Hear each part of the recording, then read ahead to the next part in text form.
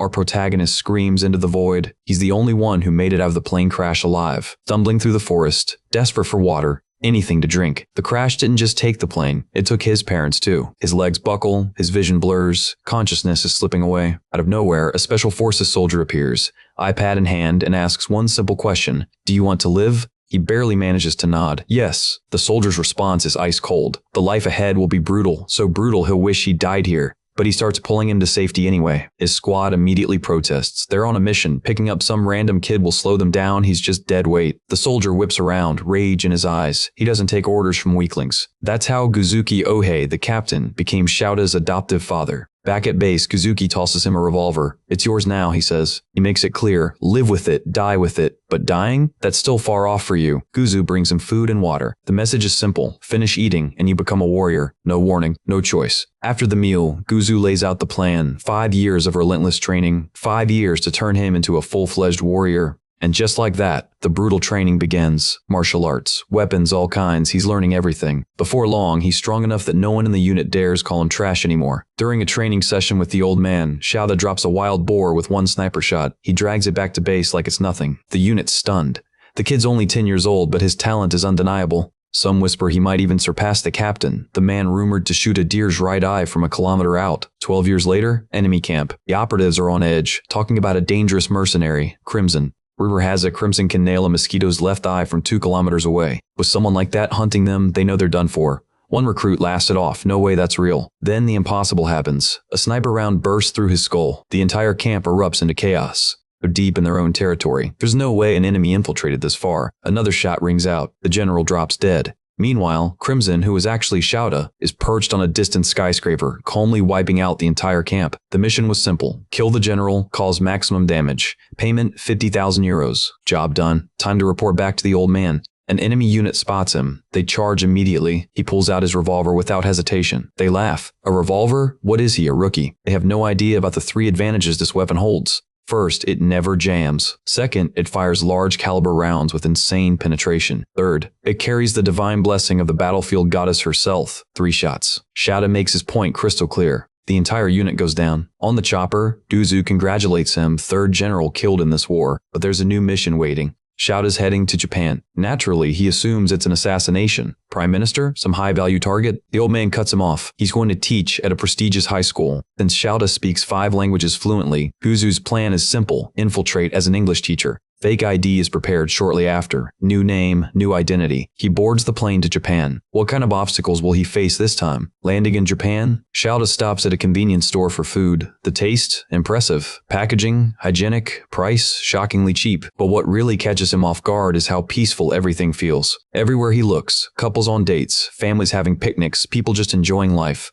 What kind of mission exists in a country this calm? After eating, Shouta heads to his safe house. Arriving at a high-class residential area, he finds his apartment inside a sleek skyscraper. Not bad. The location's perfect, too close to the school he's been assigned to. The moment he steps inside, Shouta senses something off. He sits down anyway. Seconds later, a man lunges from behind, knife in hand. Shouta's sharp instincts kick in just in time. He grabs a water bottle, hurls it at the attacker's face, disrupting his vision, then lands a brutal punch. The man never saw it coming. Not done yet. The man swings wildly with the blade. Shouta dodges with ease and disarms him instantly. Seeing his raw skill up close, the man confirms it. This is Crimson. Shouta grabs him by the throat. Who are you? You are you. The man surrenders immediately. He admits he overestimated himself, thinking he could take Crimson alone. Shouta smirks. Bring 5 guys next time. Suddenly, a young woman appears behind him, pistol aimed at his head. Don't move. Shouta doesn't even flinch. The hammer's not cocked, he says casually. She freezes, flustered. He spins around, grabs the cylinder in one swift motion. Be more careful next time. She thanks him for the tip, but clarifies they're only here to provide rear support. Official introductions follow. Ulfheim and Melian. Ulfheim will infiltrate as an art teacher, helping Shouta adapt to the culture and providing support. Melian will pose as a student, offering backup from the shadows.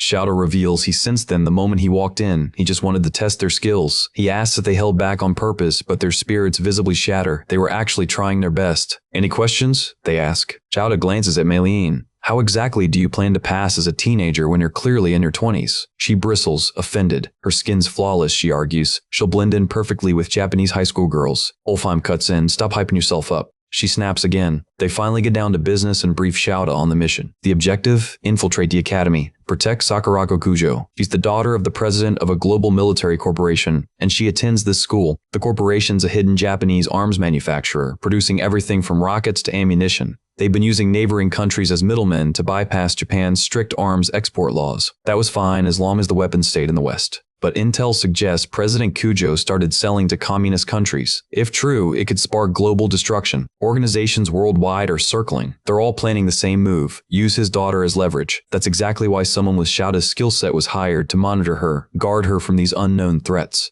Shout is also expected to charm Sakurako, get close to her, extract intel about the arms exports. That way, he can stay one step ahead of the competition. But there's a massive problem. Bro has zero game. Mei Yin chimes in. His mysterious, stoic vibe should naturally make her fall for him. The next day, armed with intel on his target, Shouta boards a bus. That's where he encounters Sakurako. The bus lurches forward. Shouta notices Sakurako acting strange. Fever? Some kind of illness? He taps his hidden comm device, asking the team if he should send her home. They shut that down immediately. He's a stranger, he can't just do that. Ulfheim, monitoring via surveillance drone, corrects him. She's not sick, she's embarrassed. Turns out some creep behind her is groping her. Shouta realizes this falls under his guard duty too, so he steps in. The knight in shining armor Sakurako desperately needed. Shouta grabs the man's arm, twisting it to the breaking point. The guy shrieks in agony. After tearing into the creep, Sakurako thanks Shouta. He brushes it off like it's nothing. Then he tells her she needs to fight back on a battlefield. No one's coming to save you. Hearing his awkward phrasing, Ulfheim and Mei Yin wonder if Shouta's ever even talked to a girl before. The bus makes a quick stop. The creep bolts out, running for his life. Not letting him escape, Shouta gives chase, cornering him in an abandoned alley. The man realizes he's trapped. He whips out a stun gun, threatening to use it if Shouta comes closer. Big mistake. Shouta snatches his hand before he can react, slams him into the ground in under a second. He tells Ulfheim to call the police. Ulfheim hesitates. They're supposed to stay undercover, but when Shouta reminds him he's an assassin, he caves. After dealing with the mess, Shouta finally arrives at school. He checks the time, way behind schedule. The police delayed him for ages after he handed over the molester. Nothing he could have done. Ulfheim tells him to report to the principal immediately. He's stunned when Shouta asks what a principal even is. Raised by South American guerrillas, Shouta never set foot in anything resembling a school. Mei Yin, already settled in her class, explains through her discreet comm, a principal is like a colonel in a school setting. That clicks instantly. Shouta understands how important this person must be. He heads straight to the office to introduce himself properly. When he arrives, he's caught off guard. This person doesn't look anything like a colonel. The principal greets him warmly, even complimenting his appearance. Shouta's trying to figure out what this colonel's specialty is. The old man reaches into his breast pocket. Shouta's instincts flare. His hand moves toward his gun. Thankfully, Ulfheim and Mei Yin stop him before he causes a disaster. The principal pulls out a Japanese business card and hands it over. Shouta accepts it respectfully as the principal introduces himself officially. He introduces himself in return and apologizes for being late. The principal waves it off. Don't worry about it. Shouta is shocked by the old man's kindness. Back in the military, showing up late meant court-martial. The principal mentions he got a police report about the incident. He commends Shouta for his bravery. He assigns Shouta as the assistant homeroom teacher for Class 2B, the same class Sakurako and Mei Yin are in. On his way out, Shouta accidentally calls the principal Colonel. The old man looks completely baffled, heading toward the classroom. Ulfheim double-checks that Shouta's only armed with his revolver. Shouta finally reaches the classroom entrance. Mei Yin instructs him through comms, get in there and act like a teacher. Shouta opens the door, bracing himself for an obstacle he's never faced before, students. The moment he steps in, every eye in the room locks onto him. The girls are swooning over his looks, his presence, everything. The boys, visibly crushed. They were hoping for a female teacher. Questions flood in immediately: favorite food, type of woman he dates, everything under the sun. Mei Yin knew he'd be popular, but this is excessive. Thankfully, Sakurako the target is right there among the girls fawning over him. Mei Yin spots this instantly. She tells him through comms to use it to their advantage. But first, Shouta needs to introduce himself properly. Facing the class, Shouta speaks in a calm, steady voice. He's their new assistant homeroom teacher and English instructor. He mentions he speaks 5 languages fluently. Anyone interested can come see him during break. The girls eat it up, openly gushing about how much they like him. Meanwhile, a male student, clearly crushing on Sakurako, seethes with jealousy watching her blush at the new teacher. The homeroom teacher seems impressed by his credentials too. She asks about his hobbies. Shouta almost says sniping. He catches himself. Weight training, he says instead. The student's interest skyrockets even more. One short, stocky male student burns with rage and jealousy. He told his classmates his hobby was weight training too. They laughed at him, but now they're swooning over the attractive teacher? Unbearable. He crumples a huge piece of paper and hurls it at Shouta with all his strength, determined to knock him down a peg. Shouta, who's already turned around, catches it midair right before it hits the back of his head. He casually tosses it in the trash. The girls lose it even harder. During break, girls scatter across campus searching for Shouta. He's nowhere to be found. Like the others, Sakurako wants to talk to Shouta too, but for more personal reasons. Maylene notices this and contacts Ulfheim. Does he have eyes on Shouta? She can't find him either.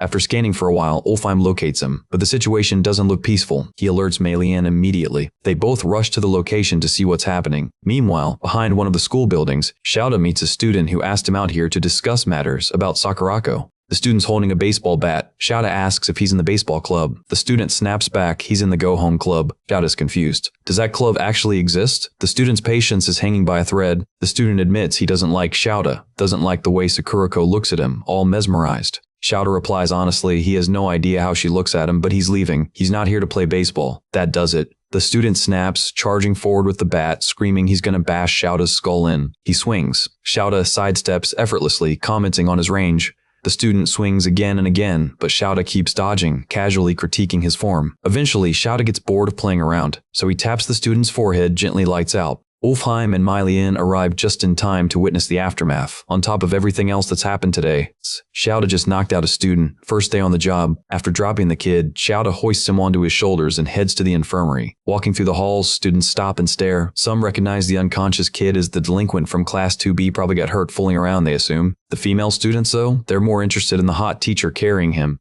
Ulfheim and Maylene follow close behind, doing damage control. They announce to nearby students that the delinquent simply fell and passed out, nothing to see here. They arrive at the clinic and lay the delinquent on a bed. Maylene turns to Shouta. Do you have any idea what kind of mess you just created? Shouta compares it to that one time he tried to fight his old man and got destroyed. That's when they realize just how disconnected Shouta is from normal life. Suddenly, the school nurse bursts in with the principal, both gasping for air. Multiple students reported the incident. They had to verify it themselves. While the nurse checks the student's condition, the principal asks what happened. Maylene jumps in immediately. The student slipped on a banana peel, hit his head, and passed out. Shouta just happened to find him and carried him all the way here. The nurse cuts in sharply. This injury doesn't match a banana peel fall. You can't fool him. The old man launches into a speech about his 40 years as a nurse, his black belt in karate, how he's seen it all.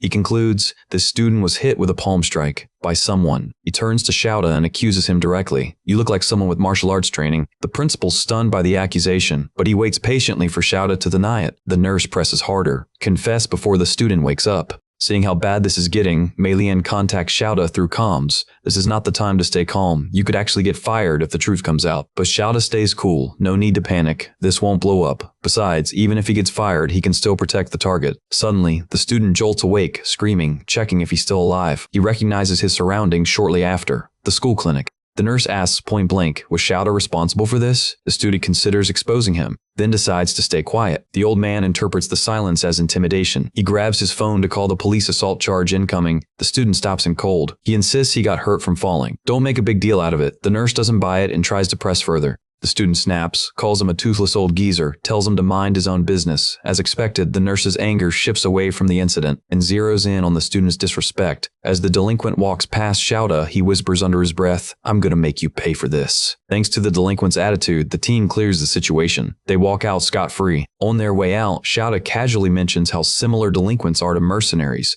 Both care about reputation above all else. He gambled on the fact that the delinquent wouldn't want word spreading about getting wrecked by the new teacher. Hearing this, Ulfheim and Maylene are impressed. Shouta is no ordinary mercenary. The team refocuses on their real mission, protecting their princess. On the way, Maylene cracks a corny joke comparing their mission to the Mario Brothers. Shouta doesn't get it. Meanwhile, a suspicious student is seen tailing Sakurako, muttering to himself, all I have to do is capture her, and the world is mine. Team eventually spots Sakurako changing her shoes at the locker room entrance. She's heading home. Ulfheim voices his confusion about Japan's weird shoe-switching culture. The school has cleaners, so why bother? Maylene teases him, calls him ignorant. They bicker back and forth, throwing insults. Sakurako leaves during their argument. Shouta notices something off. He orders Ulfheim and Maylene to freeze immediately. He points out that while other students are leaving, one particular student is standing completely still in the locker room.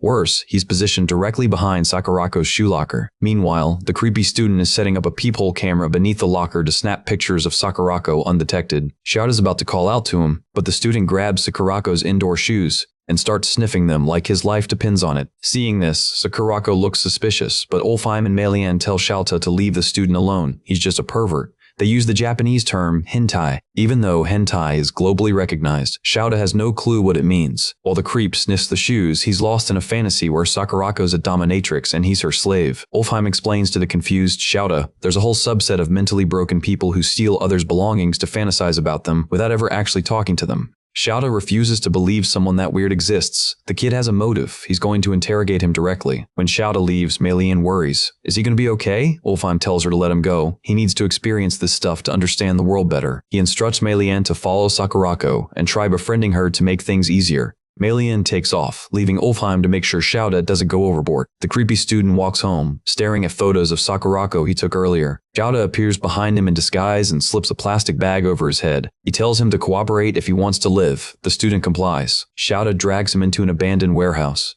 straps him to a chair, starts the interrogation. Which organization hired you? He threatens him with a shard of broken glass. The kid's completely lost. Shouta lists off major secret organizations, asking which one he works for. He tells the kid he's killed members of every top-tier organization. You won't be an exception if you keep targeting Sakurako. Terrified, the kid immediately explains he's not trying to hurt her at all. Shouta doesn't believe him, accuses him of trying to poison or plant explosives in Sakurako's shoes when he was messing with them earlier. The kid explains, normal civilians can't get stuff like that in modern-day Japan. Shouta decides to escalate the interrogation. He tells the boy he's going to peel the skin off his neck. If he flinches, he's an agent targeting Sakurako. If he endures it, he's a high-level agent with deeper intentions. Hearing the condition, the boy already soaked in his own fluids panics harder. Shouta fakes an attack toward the kid. The boy pisses himself and passes out cold. From that reaction, Shouta confirms the student's not an agent. Shortly after, Ulfheim walks in and thanks Shouta for holding back from actually attacking the kid. They carry the student to a bus stop and leave him there to wake up on his own. They head out to resume protecting Sakurako.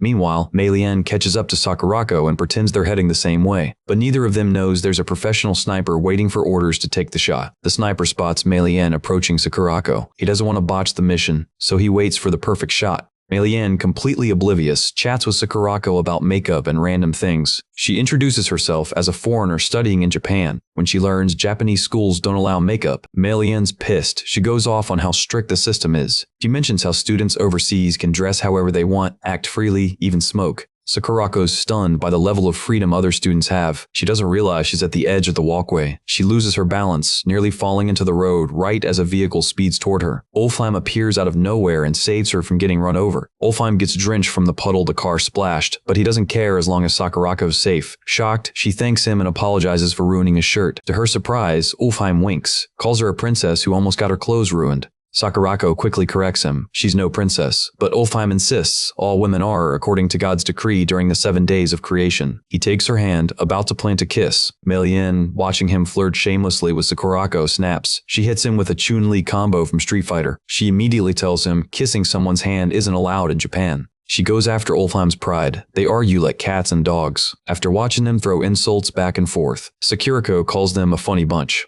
Like siblings who can't stop bickering, the assassins exchange intel. Mei-Lian learns from Ulfheim that someone tried targeting Sakurako. Meanwhile, on the rooftop, the sniper has his sights locked on Sakurako, but Shouta appears out of nowhere and blows his brains out. Shouta wonders who these people are. Are they trying to capture Sakurako? Later that night, in Sakurako's room, Kanai, Sakurako's maid, notices the girl sighing repeatedly. She asks what's wrong. Sakurako's immediately flustered. But Kane reminds her to use her name, just like her father instructed. Sakurako hesitates, then does as told. The stern maid finally relaxes. Kanai reminds her not to forget her pride as a daughter of the Kujo family. Their lineage has been noble since the Heian era. After the scolding, the Kuriko asks Kanai if she's ever been in love. It takes Kanai a moment to process what Sakurako just asked. When it clicks, she starts talking about how being part of the Kujo household affects relationships. Sakurako immediately denies being in love herself, but to her surprise, Kane says there's no family rule forbidding falling for a commoner. Kanai tells her that despite being a Kujo maid, she's a woman first and foremost, and she's an ally to all women in love. She takes Sakurako's hand, makes a pinky promise, telling her she supports her decision completely.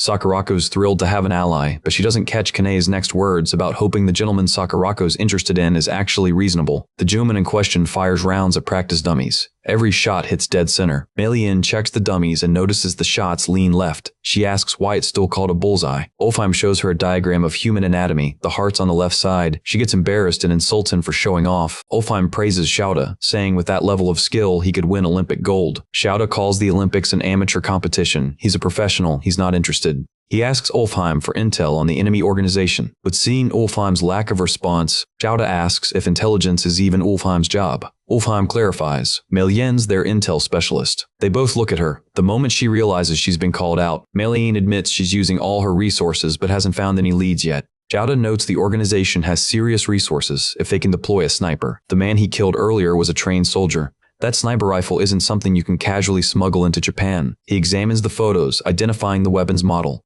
the year it was made, the country that produced it. Ulfheim says if it's a Dragunov, they'd know who's behind this. Mei-Lian pulls out an axe and calls him an idiot. No sane person walks around with a bloody axe in broad daylight. While they bicker, they conclude they can't trace the organization based on weapon origin alone. Because of that, they can only react to the enemy's moves. Xiaoda tells his assistants they'll keep guarding Sakurako and wait for contact from the old man. They agree, but Ulfheim freaks out. He just saw Sakurako changing outfits through the surveillance feed. He's glued to the screen, thanking his lucky stars. That's when he notices Mei-Lian holding a pistol, glaring daggers at him. Ulfheim tries calming her down. She says she's just practicing her marksmanship. Bullets whiz through the air immediately. Ulfheim dodges for his life. While those two are at it, Xiaoda thinks about how his adoptive father gave him this unclear mission. Unlike other missions, which were straightforward with clear objectives, this one's goal was frustratingly vague.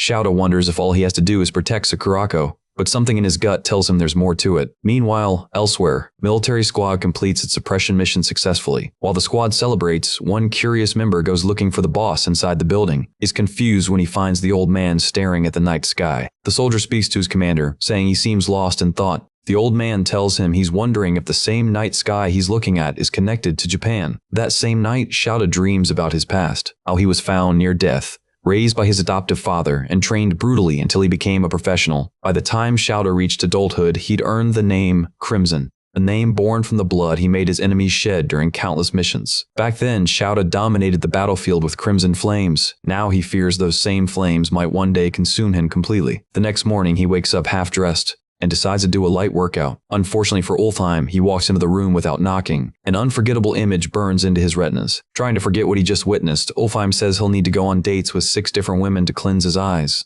As Xiaoda gets dressed for school, he asks Ulfheim if he's actually good at that kind of mission. Ulfheim brags he could finish it within a day. Curious why Ulfheim entered his room in the first place, Xiaoda asks why he's here. Ulfheim latches onto him, saying he was worried about the drastic shift from war zones to Japan. He urges Xiaoda to eat breakfast with him before heading to school. Xiaoda agrees. They head to school a few minutes later. In the classroom, Xiaoda reads an English novel to his students. The girls are completely mesmerized. Mei-Lian notices how bright red Sakurako's face is. She calls her cute. Meanwhile, a male student named Hideki gets pissed watching Xiaoda make every girl fall for him. He wishes he were popular, but what matters to him isn't looks, it's how pure someone's heart is. Coincidentally, Fuse glares daggers at the teacher while Sakurako gazes at him with pure admiration. Later that day in the restroom, Hideki approaches Fuse. Seeing how angry and hostile Fuse looks, Hideki tells him he's on his side. Thing used, Fuse reminds Hideki that he's a loner. Hideki accepts that, but then he brags about his wealth. Fuse confirms Hideki's rich. Hideki pitches the plan. If they combine forces, he can pay the delinquents Fuse knows and they'll beat Xiaoda up together.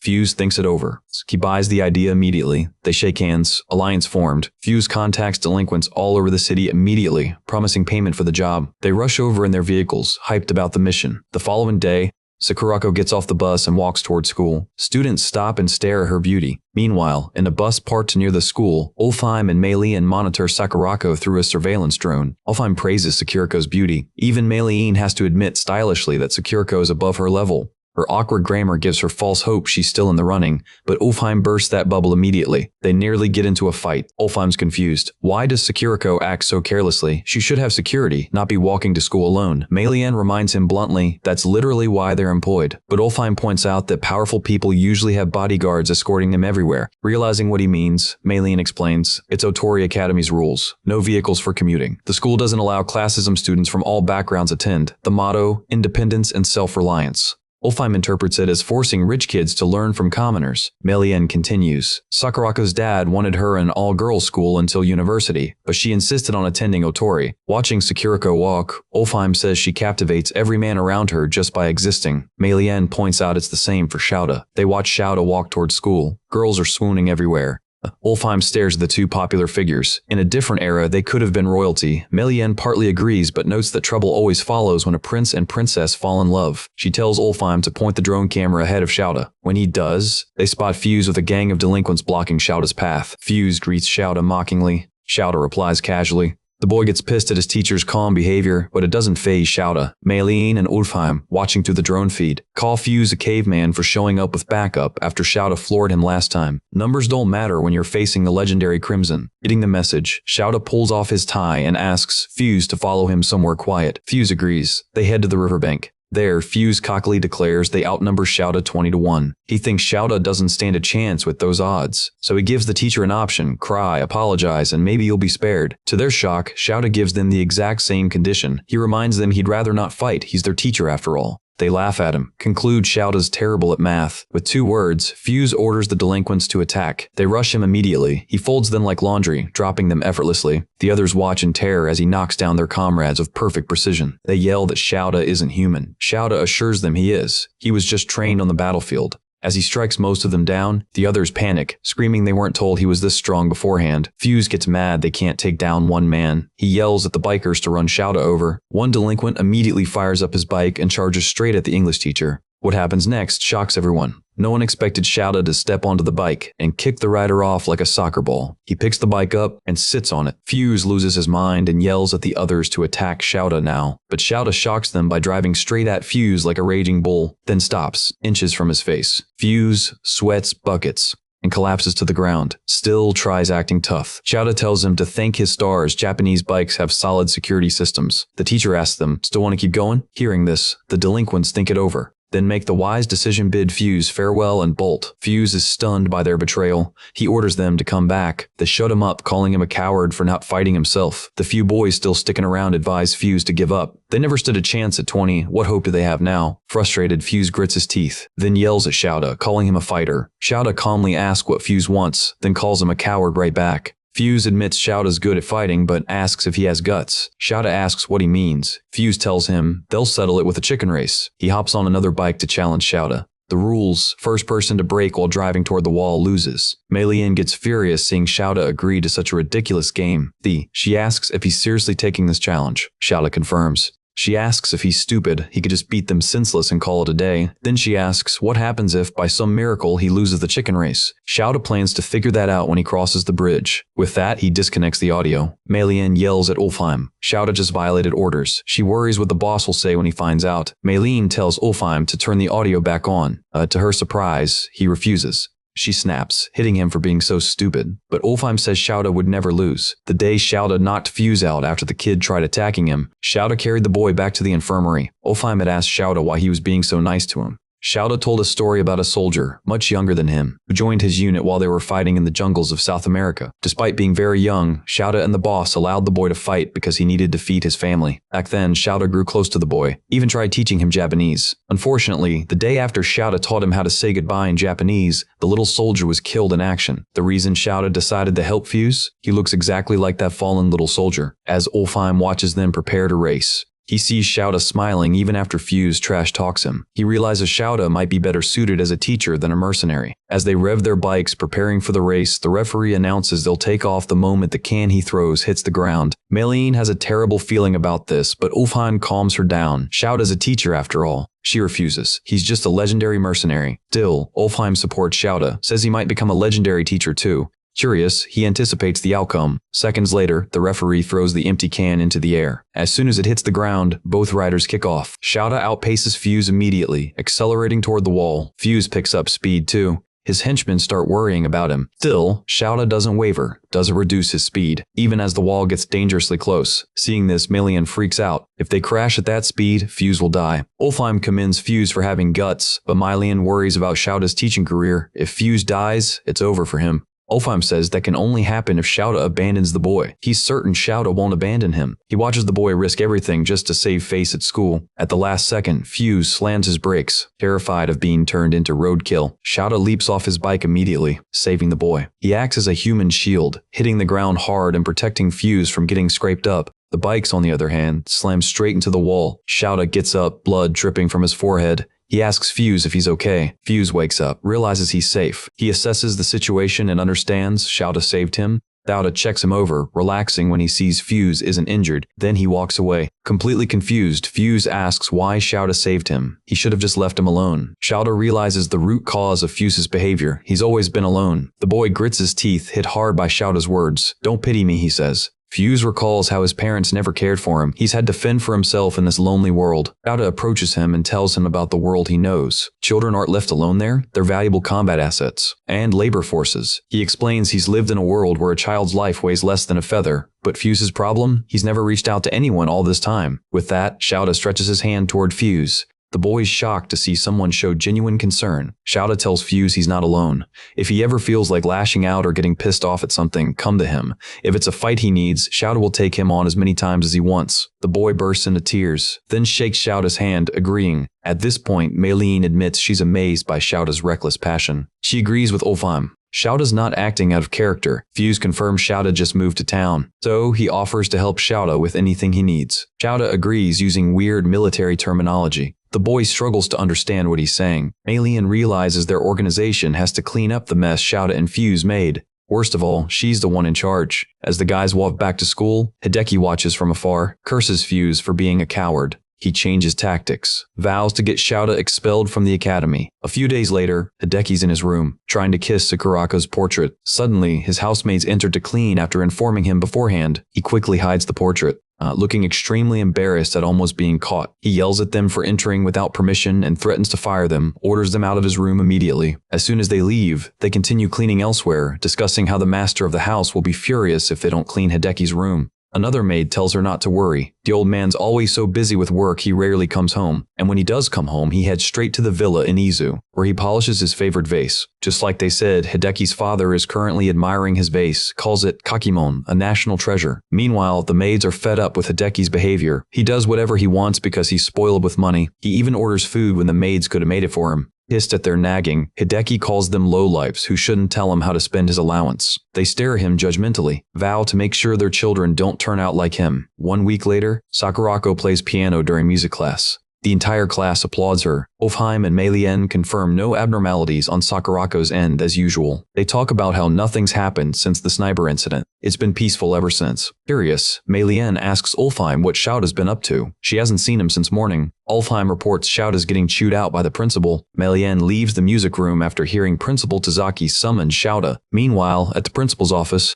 Tazaki tells Xiaoda there's a troubling case against him. Xiaoda acts strictly around the principal like he's addressing a colonel, as usual. He asks what he did. Tazaki shows him photos of him clobbering delinquents by the riverbank. Xiaoda simply calls it a photo from their extracurricular lesson the other day. He doesn't see the problem. Tazaki tells him the photos were distributed to the PTA. Clueless what that stands for, Xiaoda compares it to NATO, thinks it's the Asian version. But Tazaki explains it's the Parent-Teacher Association. Still clueless, Xiaoda relaxes. The principal tells him not to underestimate the PTA. It currently holds more power than the principal himself. The news hits Xiaoda like a cannonball. The principal, who he holds as high as a colonel, is powerless against the PTA. The man tells him about the PTA president, Mrs. Ushijima, wife of a prefectural assembly member. Xiaoda relates to their power based on how democracies work. Tazaki shows him a mysterious letter circulating for Xiaoda's dismissal. Otherwise, they'll leak footage of his fights with students to the web. Realizing it could jeopardize his mission, Xiaoda decides to investigate the case. He's sure Fuse wouldn't snitch to the PTA. There's a third party who helped Fuse get out of the group back then. Xiaoda suspects this third person.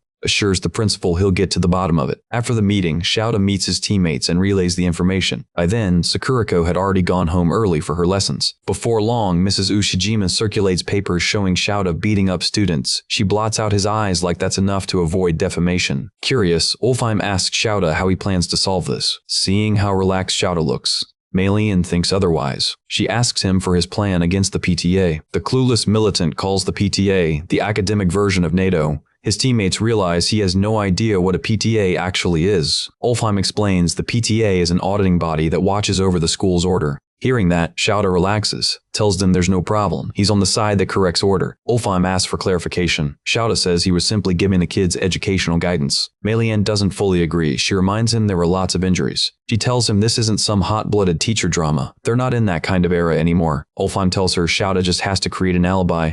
They go back and forth until Ulfheim asks if she's gotten intel on who's behind the whole incident. Melian smirks. Confirms she found the culprit. She shows them photos of Hideki Mogi, a rich brat who set up the whole thing and filmed it to trap Shouta. Ulfheim asks for Hideki's motive. He must have hated Shouta for being popular with the girls. Ulfheim sees how troublesome this is. He can't just correct Hideki like the usual delinquents. The boy will hold a grudge if he tries. Melian agrees but notes they still have to solve this. They ponder the matter. To their surprise, Shouta, who's been quietly reading a report, closes the book and tells them he can solve the problem within 1 or 2 days. They ask curiously for details. He tells them. That same evening, Hideki confronts Fuse for failing to get rid of Shouta. He gets mad at Fuse for wagging his tail at the teacher, but Fuse says Shouta isn't a bad guy. Hearing Fuse speak positively about the teacher makes Hideki furious. He tells Fuse to snap out of it, they're not in a soap opera. Hideki shows Fuse the article he published, says it's only a matter of time before Shouta gets fired. Fuse looks at the article, then tells Hideki it's pointless talking to him. He pats him on the shoulder. As he walks away, he tells Hideki he hopes he can change someday. When that happens, they should hit the arcade together. Hideki stomps his foot angrily after Fuse backs out, calls him a coward.